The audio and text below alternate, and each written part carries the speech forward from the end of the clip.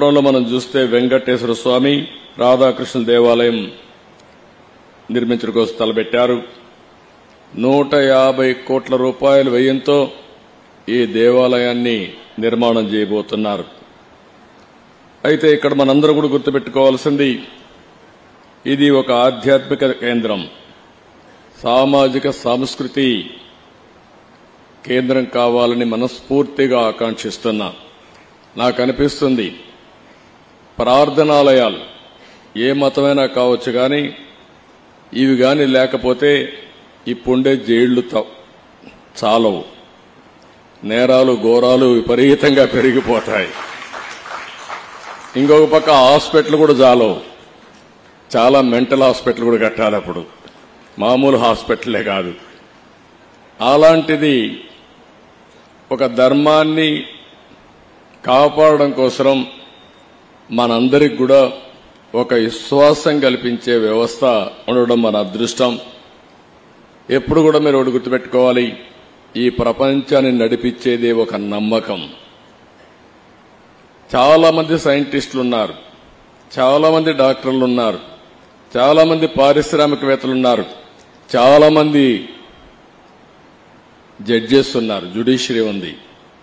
కానీ ఏ పని చేసినా 2 నిమిషాలు దేవుణ్ణి తలుచుకొని నేను చేసింది న్యాయం ధర్మం అని ముందుకు పోతున్నారు. కాబట్టి ఈ రోజు మనకందరికీ ధర్మం జరుగుతా ఉందని చెప్పి కూడా నేను మీకు తెలియజేస్తున్నా. అది నమ్మకం.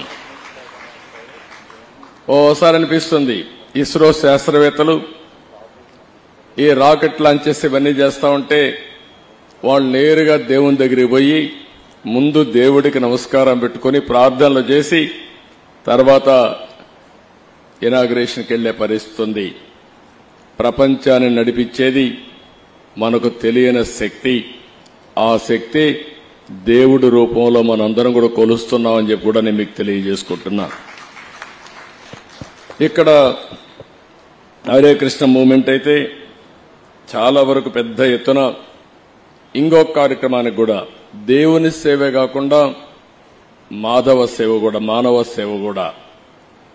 ఈరోజు ఉత్తరప్రదేశ్ బృందావన్లో 100 ఎకరాల్లో ప్రపంచంలో అతి పెద్దయిన 700 అడుగులు కృష్ణుడి దేవాలయం ఉంది. దేశ విదేశాల నుంచి చాలా మంది అక్కడికి రావడం అన్నీ జరుగుతున్నాయి. అదే సమయంలో ఇక్కడ వచ్చేది చూస్తే 6.5 ఎకరాల్లో కడుతున్నారు.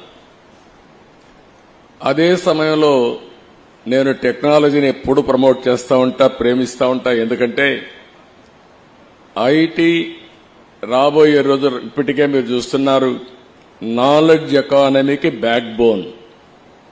ఎవరైతే ఐటీని అడాప్ట్ చేసుకుంటారో వాళ్ళకందరికి కూడా బ్రహ్మాండమైన భవిష్యత్తు ఉంటుంది. ట్రాన్స్పరెన్సీ కానీ, అకౌంటబిలిటీ కానీ, స్పీడీనెస్ కానీ. ఇప్పుడు ఐటీ ఏ స్టేజ్కి పోయిందంటే ఆర్టిఫిషియల్ ఇంటెలిజెన్స్కి వచ్చేసాం.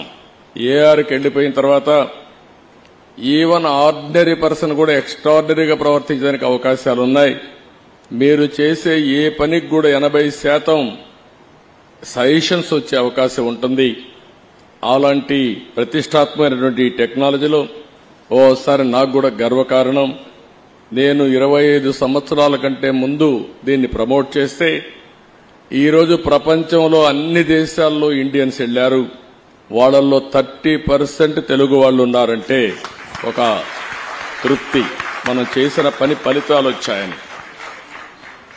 భారతదేశంలో ఉండే యువత మనకు ఒక అదృష్టం.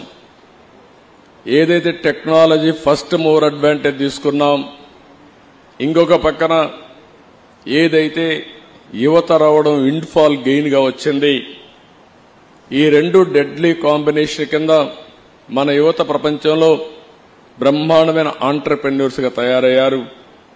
ఈ రోజు ఎక్కడికి పోయినా మీరు ఒకసారి చూస్తే ఏ దేశానికి పోయినా భారతదేశం యువత బ్రహ్మాండంగా రాణిస్తున్నారు.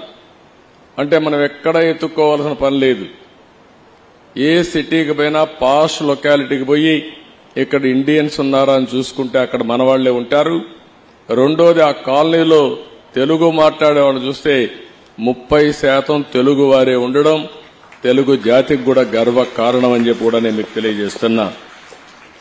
అలాంటి టెక్నాలజీని ఇక్కడ మీరు చూస్తే హరే కృష్ణ గోకుల క్షేత్రంలో మొత్తం వర్చువల్ రియాలిటీ విఆర్ గాని ఇంకో పక్క లేబర్ టెక్నాలజీ గాని అంటే ఎప్పుడైనా సరే ప్రపంచంలో మనం గుర్తుపెట్టుకోవాల్సింది టెక్నాలజీ డెవలప్ అయినప్పుడు టెక్నాలజీ కూడా మనం అడాప్ట్ చేసుకుంటే మోడర్నైజేషన్ ముందుకు పోతే దానివల్ల మనుగడ సాధించడం ఈజీ అవుతుంది, సస్టైనబిలిటీ ఈజీగా ఉంటుందని చెప్పి కూడా నేను మీకు తెలియజేస్తున్నా. నేను ఎప్పుడూ వెంకటేశ్వర స్వామి మా ఇంటి కులదైవం.